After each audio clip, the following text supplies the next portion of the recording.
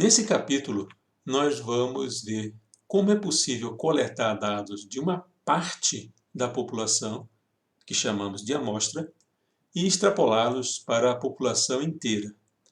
Vamos ver também que sempre existe uma incerteza associada quando a gente faz esta extrapolação. Nós iniciaremos estudando o conceito de população e amostra, estatística e estimativa. Depois estudaremos a distribuição amostral da média, chegando no teorema central do limite, que é um dos teoremas mais importantes da estatística. Na sequência, estudaremos intervalos de confiança para a média, para a proporção e para a variância. População.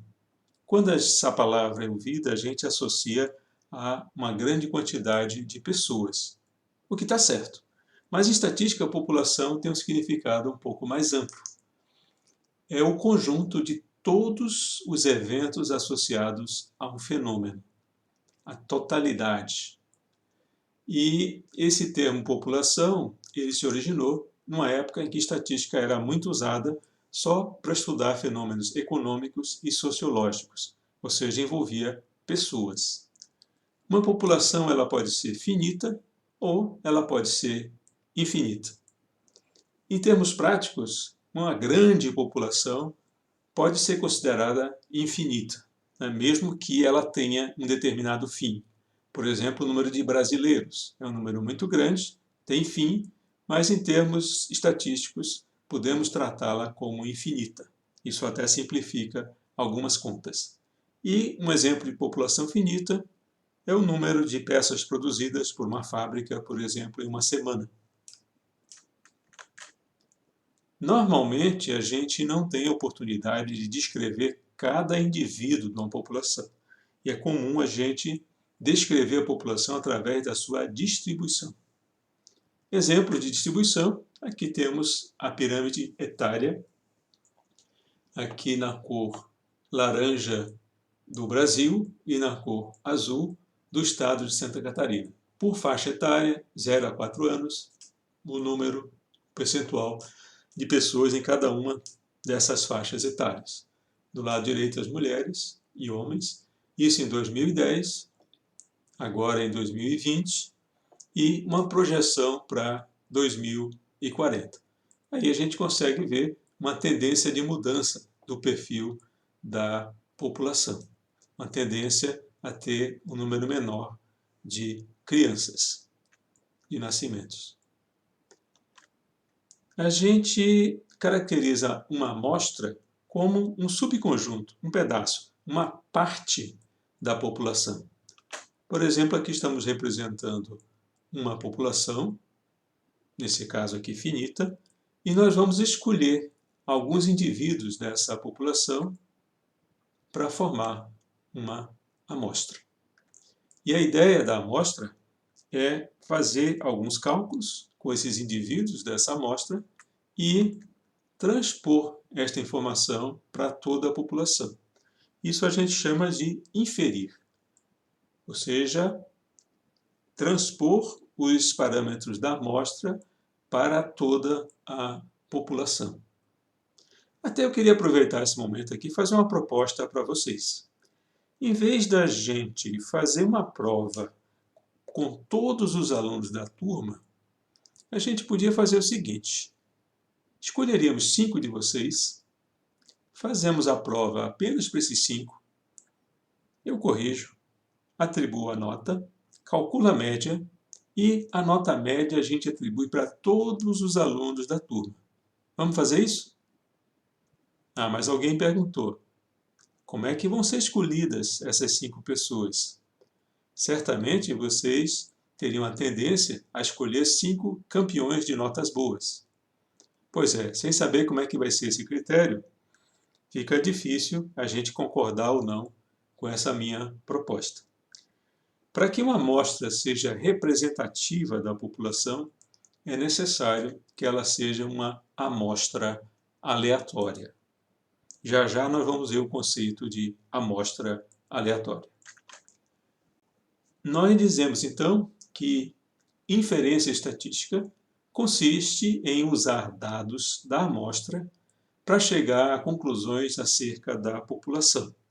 Podemos, então, dividir em duas grandes áreas: a estimação de parâmetros, ou seja, estimar parâmetros numéricos da população a partir de parâmetros numéricos calculados com os dados da amostra. Ou chegar a conclusões, poder fazer afirmações acerca da população com base em verificações que a gente enxerga na amostra. Isso que a gente chama de testes de hipóteses. Por exemplo, mulheres vivem mais do que homens. Essa é uma hipótese, você vai precisar coletar uma amostra para comprovar que essa afirmação é verdadeira ou descartá-la. Nesse capítulo, nós vamos nos preocupar com a estimação de parâmetros da população a partir da amostra. Bom, a gente diz que uma amostra é aleatória quando, se tivermos, por exemplo, uma população finita, a gente diz que um conjunto de N observações, x1, x2 até xn, constitui uma amostra aleatória de tamanho n minúsculo de uma população finita de tamanho n maiúsculo, se escolhido de forma que cada subconjunto de n minúsculo dos n maiúsculos elementos da população tenha a mesma probabilidade de ser escolhido. Por exemplo, se uma amostra de tamanho 5, qualquer subconjunto de 5 indivíduos daquela população tem exatamente a mesma chance de ser escolhido. Essa é a conceituação de uma amostra aleatória. Quando a gente está interessado em estudar as características da população a partir da amostra, é muito importante que essa amostra aleatória seja escolhida de forma a não favorecer, a não provocar nenhuma tendência naquilo que a gente quer observar. Quanto mais aleatória, melhor. Se a população é infinita, o conceito é um pouco diferente. A gente diz que um conjunto de N observações constitui uma amostra aleatória de tamanho N, de uma população infinita, com função densidade de probabilidade f de x, se duas condições. Primeiro, cada valor xi dessa amostra é o valor de uma variável aleatória cuja distribuição tem exatamente a função densidade de probabilidade f de x. E, a segunda condição, estas variáveis aleatórias são independentes. Quer dizer, se a gente escolhe uma delas, essa escolha não vai ter nenhuma influência na escolha da próxima. Elas não vão ter nenhum tipo de comportamento similar, são completamente umas independentes da outra. Elas não enxergam quem mais foi escolhido. Aqui nós temos um exemplo de uma amostra aleatória, aquele trabalho que eu pedi a vocês para medir o tempo de reação, um evento rápido. Você fizer esse experimento um certo número de vezes e cada vez que faziam um experimento independente do anterior. Então os resultados, eles não têm nenhum tipo de vício, eles estão completamente espontâneos. Aqui uma pergunta, esse seria um exemplo de uma população finita ou infinita? Quantas vezes você consegue repetir esse experimento? Se não houver nenhuma limitação em termos assim de prazo, quantas vezes você consegue repetir esse experimento? A princípio não há nada que te impeça a fazer mais do que 30, ou mais do que 300, ou mais do que 3.000. Em certo momento você vai cansar, mas é um tipo de experimento que você poderia crescer tanto quanto você tivesse tempo e paciência para fazer.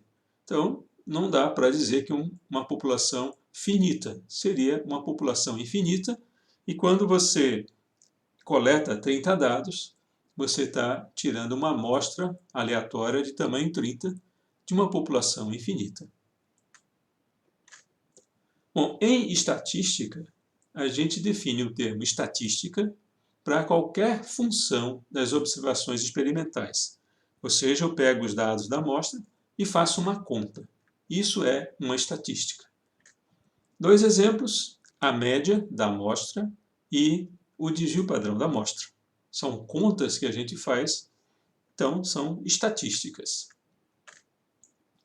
A distribuição de probabilidade de uma estatística é denominada de distribuição amostral. Então, se eu tiver médias feitas, por exemplo, de amostras diferentes, essas médias elas têm uma certa distribuição. A distribuição dessas médias é chamada, então, de distribuição amostral da média. Uma estimativa pontual de algum parâmetro, θ, da população, é um único valor numérico de uma estatística. Por exemplo, se eu pego uma amostra, calculo a média daquela amostra, eu tenho um número. Esse número é chamado de estimativa pontual.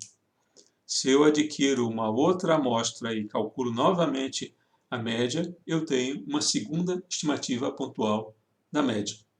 Então, estimativa pontual é o valor numérico que resultou de uma amostra em particular. É um valor pontual, não é um valor genérico para a população. É uma característica daquela amostra que a gente selecionou. Nós vamos agora estudar a distribuição amostral da média. Para isso, estou representando aqui em verde uma população que tem alguns parâmetros. Tem uma média da população, MID-X, um desvio padrão e uma função densidade de probabilidade, se ela for contínua, ou distribuição de probabilidade, se ela for discreta. E vamos agora pegar uma amostra.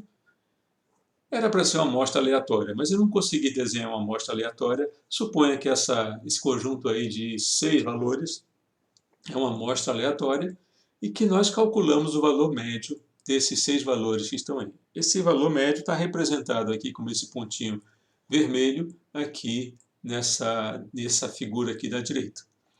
Vamos pegar uma outra amostra aleatória, essa daqui, que também resultou num outro valor de média. Então, isso aqui é uma estimativa pontual, aqui uma outra estimativa pontual, e eu posso repetir isso 3 vezes, 4 vezes, quantas vezes eu quiser, e no final eu vou ter aqui uma nova população, onde cada indivíduo dessa população é a média de uma amostra, nesse caso aqui de tamanho 6, da população original. Então vamos chamar X a população original e a população das médias vamos chamar de X barra. E essa população das médias, ela tem seus próprios parâmetros. A média de X barra, o desvio padrão de X barra e a função densidade de probabilidade de X barra. O que a gente quer é encontrar relações entre esses parâmetros da população das médias com os parâmetros da população original. Para isso, vamos lembrar uma propriedade que a gente já estudou, que é a propriedade da média. Quando a gente calcula uma média de n variáveis aleatórias independentes, todas tendo o mesmo valor médio, todas tendo a mesma variância, nós já fizemos essa conta, soma todo mundo, divide por n, isso equivale a essa combinação linear, e nós já vimos que a média de x barra, desenvolvendo aqui, vai ser exatamente igual à média de x. E vimos também que a variância de x barra, lembrando que esse coeficiente numérico aqui, ele aparece elevado ao quadrado. Quando a gente faz essa soma, fica n sobre n ao quadrado, que vai resultar na variância de x dividido por n. Portanto, n é o tamanho da amostra que a gente usou para calcular a média. Quanto maior o n, menor vai ser a variância de x barra. Resumindo, então, a média de x barra é a média de x e o desvio padrão de x barra é o desvio padrão de x dividido pela raiz quadrada de n, sendo n o número de dados usados para calcular a média. Então, nós já respondemos 2 dessas perguntas. Como se relaciona o valor médio de x barra em relação ao valor médio de x, eles são iguais, e como se relacionam os desvios padrões de x barra e de x.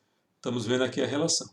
Falta ainda responder como é que é a função densidade de probabilidade de x barra, como ela está relacionada com a função de x. Para isso, nós vamos voltar atrás um pouco e recorrer aos nossos amigos dados de 6 faces. Nós tivemos então aqui um dado de 6 faces, essa seria a função distribuição de probabilidade de um dado. Se agora nós lançarmos 2 dados e calcularmos o valor médio, nós já vimos que ele tem essa forma da função distribuição de probabilidade, uma forma triangular. A média de 3 dados começa a ser arredondada, a média de 4, a média de 5 dados, 6 dados, a média de 8 dados, e assim a gente vai aumentando, agora 10, 15, 20, 25 e 30. E esse filme a gente já viu, nós tendemos a uma distribuição normal. Então, essa é uma propriedade que a gente verifica no mundo real. Quando a gente trabalha com médias, há uma tendência da gente se aproximar cada vez mais de uma distribuição normal, quanto maior o número de dados usados para calcular a média. Então, ao constatar isso, nós verificamos que a função densidade de probabilidade de x barra, que a gente a princípio não sabe qual é, mas com base nesse experimento a gente chega à conclusão, ou constata pelo menos, né, e isso se consegue demonstrar, que tende à distribuição normal. Então, quanto maior o tamanho da amostra n, mais a distribuição da média da amostra se aproxima da distribuição normal, com média μ de x e desvio padrão sigma x sobre raiz de n.